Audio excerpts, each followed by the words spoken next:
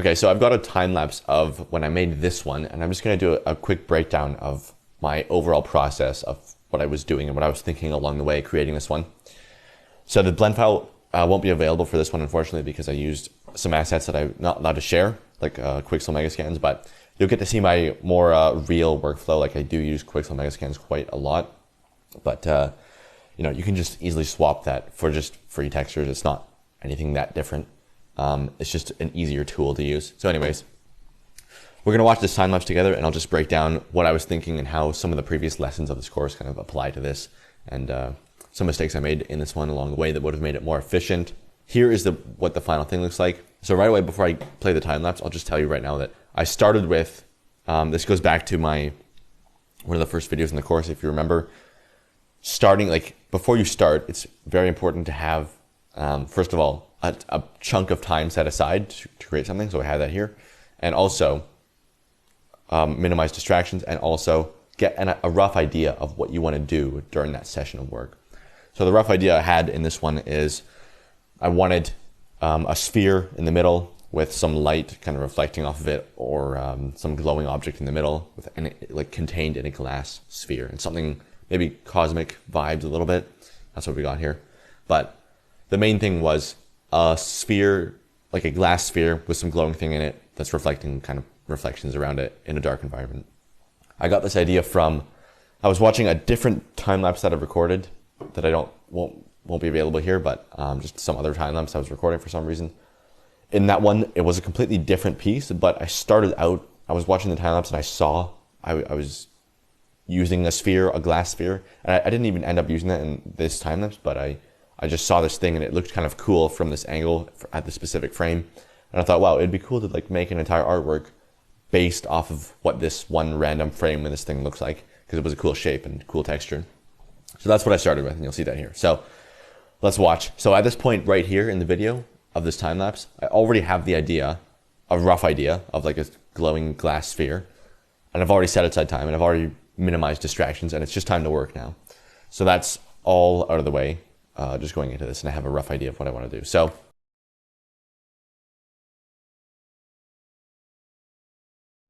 let's watch what I do. So the first thing I'm doing is blocking out the scene, getting my rough idea out there. So I'm adding the sphere, making it glass, throwing on a basic texture. So this is Quixel Megascans right here.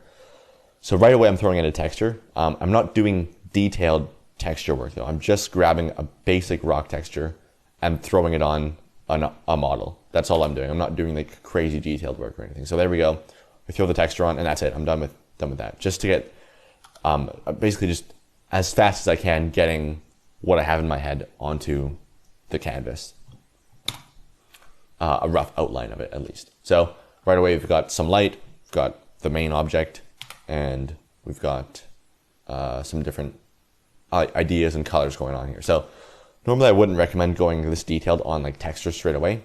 Get like a rough block out first, and camera angle and lighting first. But in this case, the lighting kind of is like, it's a glowing object, so the light coming from most of the scene is coming from this thing, and it's the main thing to look at in here. So if you remember what I said in the one of the earlier videos, was start your project with the thing that's going to have the biggest impact on the overall image. So in this case, I know that the thing that's going to have the biggest impact on the final image here is this model that I'm working on, is this object, whatever texture is going to be going on inside here, whatever light is going to be emitted from here. So that's why I'm putting more time into this specific thing here versus like blocking out the entire scene. Because as you'll see in a second, when I make this thing look cool, this could kind of be in any environment and it'll look good, which I'll get to in a second. But let's just keep watching this. So more just basic textures. I'm not spending a lot of time on this. It's literally a moon image running into the emission and alpha. And I'm like taking a sphere and like very lazily unwrapping it. Like I think I used, you're watching me right here, use cube projection on a sphere just to get the idea out. And that's totally fine. Like we're just getting the rough idea out as fast as possible so that I have a sense of direction to go in. Boom, duplicating it. Just playing around with different colors and lights just to see what kind of vibe is going to work best. But I'm not spending too much time doing highly detailed texture work here. It's just to get the idea out on paper. So same thing, just playing around with different colors. And here is where I'm starting to manipulate the main object. So I've got kind of an idea of what this is going to look like. You know, this is, if we look at what the final thing looks like a lot of this stuff is actually still in here. It's just a bit more refined, but the basic idea is this, what I'm working on right here. So this glowing sphere, spheres on the side, more glowing objects up here, which I added later, in some kind of dark environment. And that's kind of what we've already got here. So I already have the main idea out, and we're only 1 minute into the time lapse, but it's probably more like 10 minutes into the actual project. I already have that clear sense of direction that I need to go in to finish this flat image to project onto a 3D sphere, like a flat circle on a 3D sphere. So it's looking kind of weird, but I thought it looked kind of cool having it like split in two, like very, very sci-fi. I don't really know what that is, but it looks cool, so I'm keeping it. And I don't know if I actually did I use that in the final thing? Let's see. I did. So yeah, just experimenting a little bit with what might work best in the details of this object. Here's where I started using geometry nodes to add finer details to this, using just creating dots. So you can see what this is in here. This is just dots around the outside. So this, looking back at this time lapse, this was not a great use of my time. You'll see here in a second, I spent a lot of time just creating these dots, which, you know, it looked fine. It turned out okay. It didn't hinder me that much, but my time would have been better spent on something else, like the rest of the environment or refining the main object, instead of creating these little dots. Because if you look at what I'm making here, it's these dots on the inside and just some other dots around here. That basically makes not that much of a difference at all to the overall image. And so, you know, for the amount of time that I actually spent on that, it was really not a good use of time. It should have been better spent. Like I should have saved this to the very end, after everything else was a bit more refined, versus doing it at this stage. But you know, it turned out okay, so whatever. But this is not a great use of time right here. I wouldn't recommend, like, I'm watching a tutorial on how to like get the exact shape I want, and like this is not super productive. Because if you look at what this is, again, these dots, if I took out these dots right here, it would basically look the exact same. So it's not worth spending that much time on it, especially in the beginning where it's not fully flushed out. But whatever, not a huge deal. So I'm just gonna skip past this a little bit. It's not that important. Creating dots, who cares? And then yeah, just refining, just picking out colors that seem like they would be cool. Nothing too crazy, just trial and error basically. And you'll notice I'm just using the same texture on all these models, just changing the color. It's a bit lazy, but it was, you know, it was still looking fine and it was efficient. So I can always change that later too. Like at this stage, I'm still trying to figure out what this is going to be. Even though I have the main idea, I don't really know what the rest of the environment's going to look like. So I'm just working quickly to just get an idea laid out. So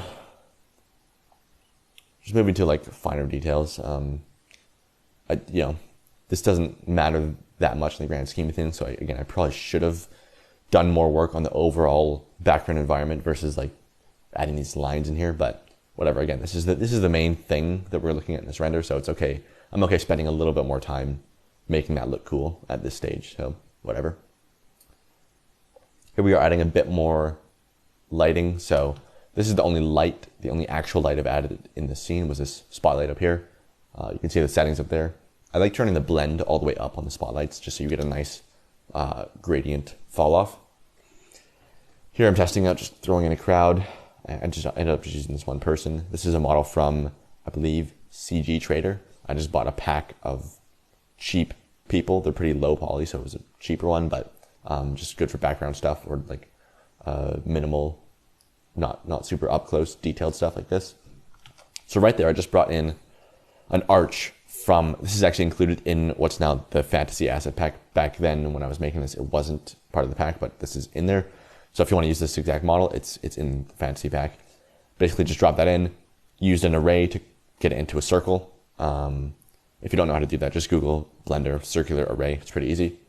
And then, I guess I showed it in the factory process video too. But just dropping it in, array, stretch out the model, so it's just pulling that bottom set of vertices down, and then there we go. We have something that's different that I've never actually used before. And then just duplicating that entire thing as a separate chunk, flipping it upside down, and we've got some kind of variation for this weird like sci-fi environment. So here, this is basically the same technique as my skies video, where you just take an image plane and then slap a picture of a sky onto the image plane into the emission and the alpha if you want, and that is your entire background. Here we're just doing it in the space context though, so it's just a starry image. This is from Unsplash. If you just go to Unsplash and just type in like space, you'll find plenty of these, or like nebula or something. So that's that. Just a basic space image on the emission.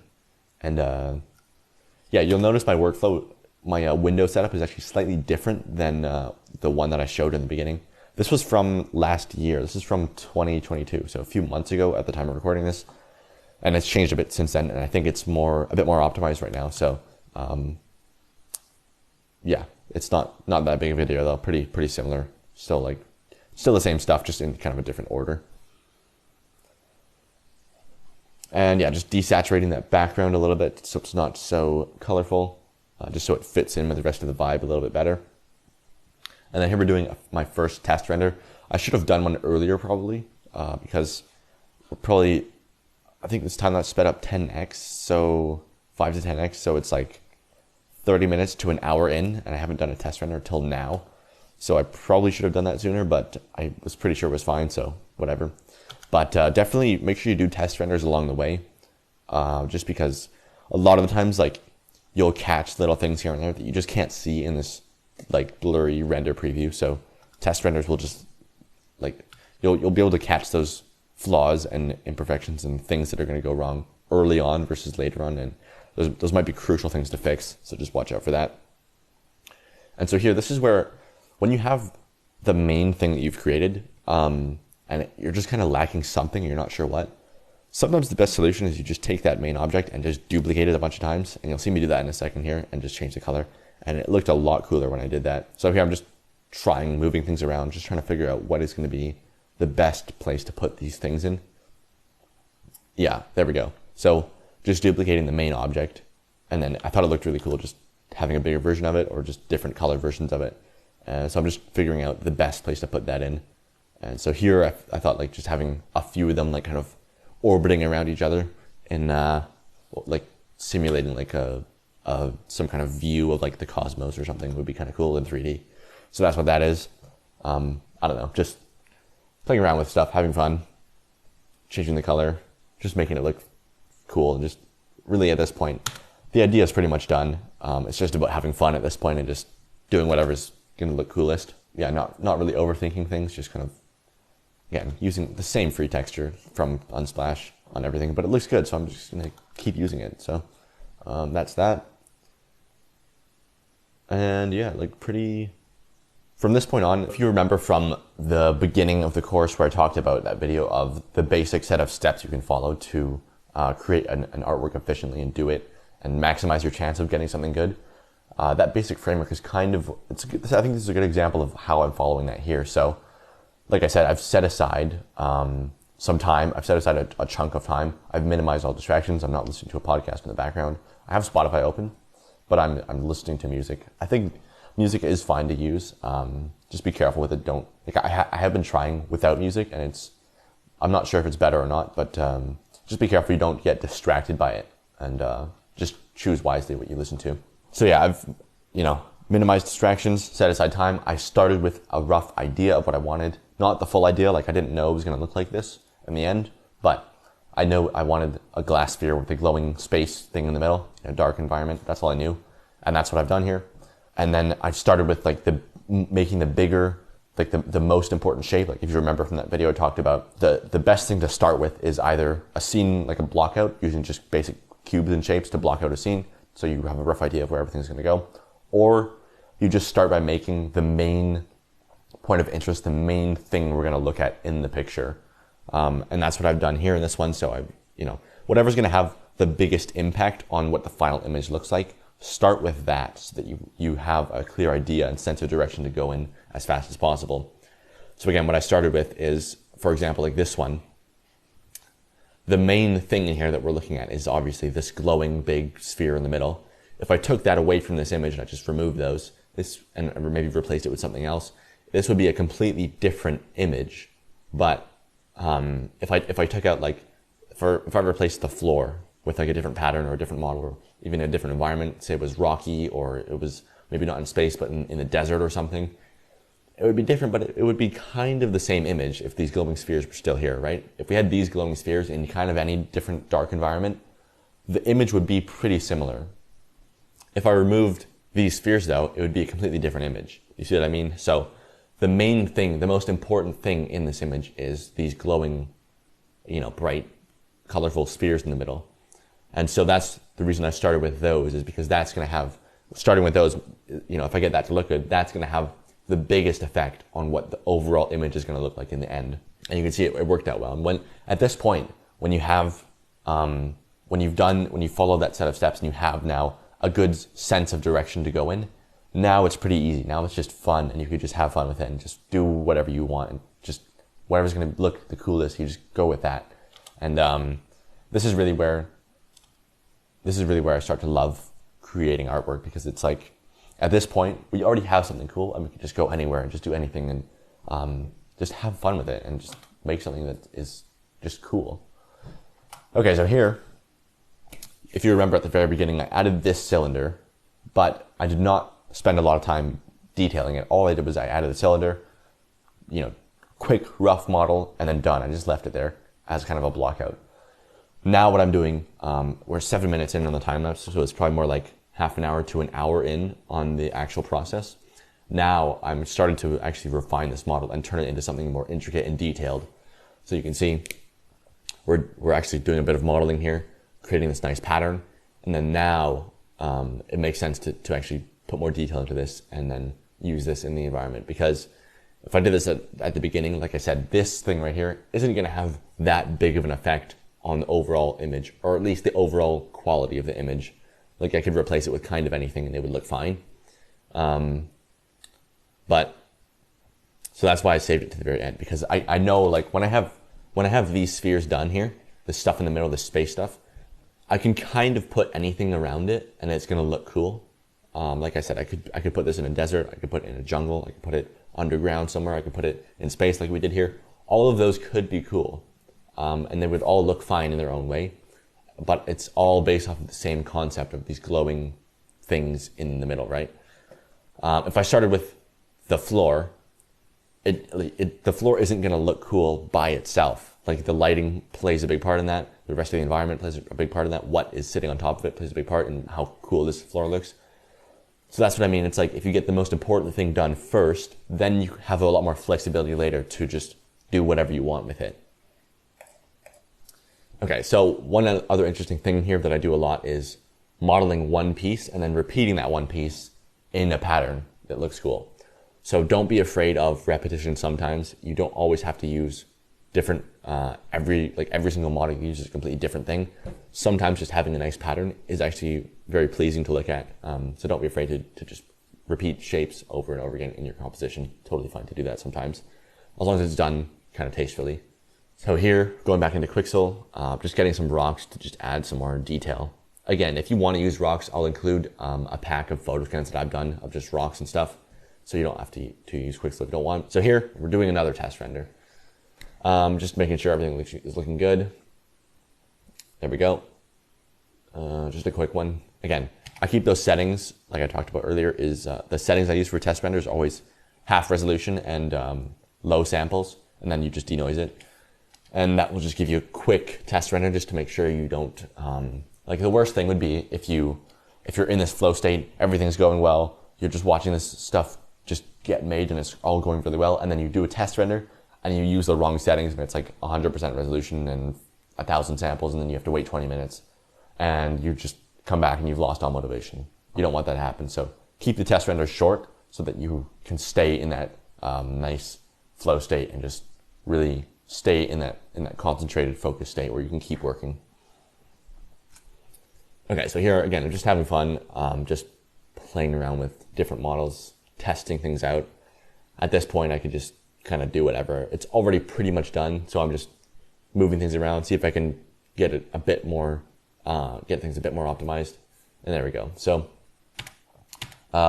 usual process that I've showed in the videos here. Lens distortion, mist pass. I think here we are in Photoshop, just doing my usual process, adding a bit of glow. So the way you do that, again, duplicate the background layer, blur it, change it to screen, and then use the blend if, or just brush it into the areas you want. Bit of dodging and burning, so just making some areas darker, making some areas lighter. That right there was just curves, just making it brighter in some of those areas. And then when you layer that with that glow layer, that really brings it out and just makes it look pretty cool. Here I'm just adding bokeh on top, so it's a bit of like what would be on a real camera, lens dirt. So you can also just get a link to a free pack of the Action VFX lens dirt if you don't want to make these. You can just download, it's a free one, I'll just link to it. And that just gives it a nice kind of cinematic look a little bit. Really like that effect of just lens dirt on the camera. Here I'm just bringing in more images of like dust and debris and stuff, just throwing it onto screen, the blending mode up to screen. And yeah, just adding in like layering in different particles and bokeh effects and stuff. So now here we're going to the camera raw filter, my usual process, grain. This actually had a big effect. If I go back 10 seconds, just changing the settings, it seemed like they should be changed. No real science, just whatever looks good. Bit of clarity, and then a bit of saturation, sharpening, grain. Here is kind of important. Messing with this calibration section sometimes can really, really, really transform the overall look of your image and the overall colors and the way the colors just fit together.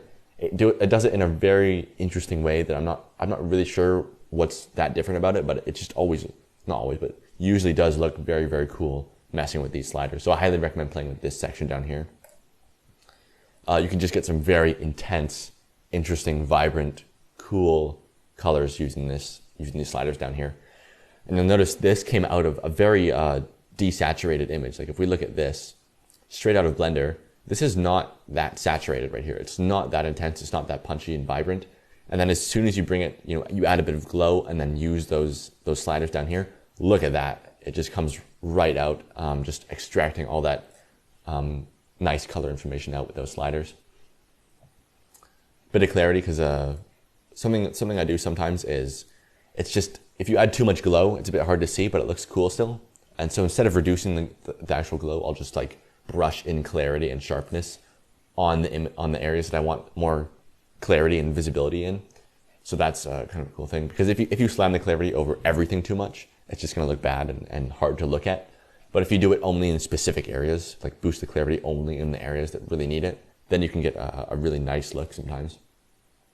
Just going back, refining all these sliders, just playing around with what works best. One final curves layer just to top it all off. And then I forgot to use the mist pass, so I just did it after the camera raw filter. You can see exactly how I do that in the other process videos if you want to know.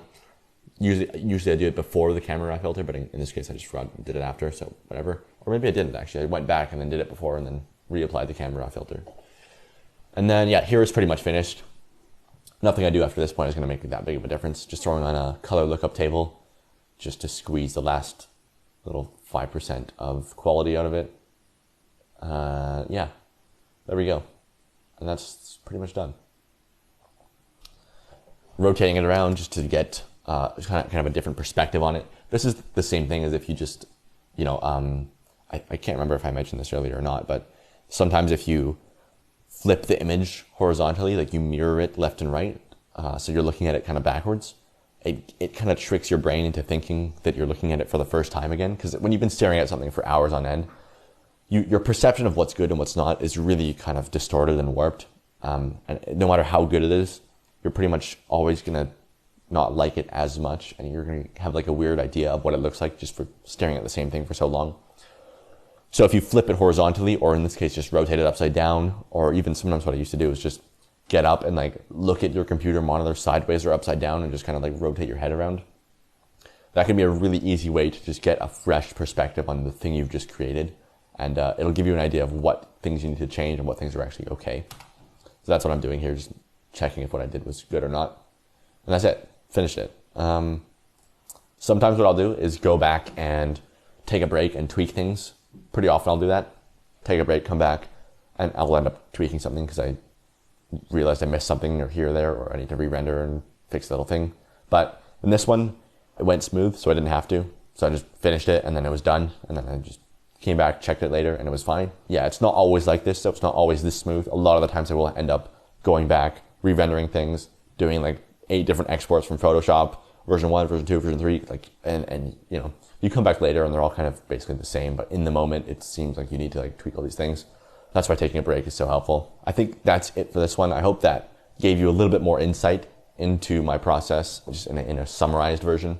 And hopefully you can see how those previous lessons applied here to this process and how I follow that basic framework pretty often. So yeah, there was nothing too complicated in this one, like no crazy node setups or complicated shaders or anything.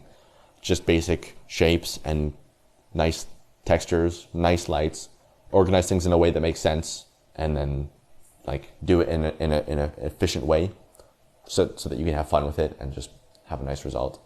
Yeah, that's it for this one. I'll see you in the next one, and yeah, bye.